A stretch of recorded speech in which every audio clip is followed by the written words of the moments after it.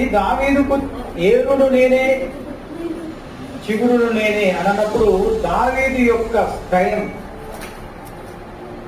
ఏ సంవత్సరమున ఏ రోజుల్లో దావీదు ఈ భూమి మీద ఏ తరంలో ఉన్నాడో ఆ తరానికి ముందు నేనే ఉన్నాను, ఆ తరము తర్వాత కూడా నేను చిగురుగా దావీదు సంతానంలో నేను పుట్టానని చెప్తున్నాను.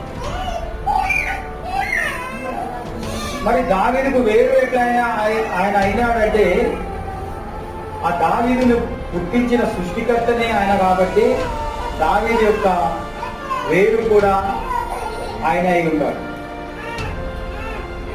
ఆయన వేరు కూడా ఆయన ఉన్నాడు. ఎందుకంటే ఆయన పుట్టించింది కూడా దేవుడే కాబట్టి.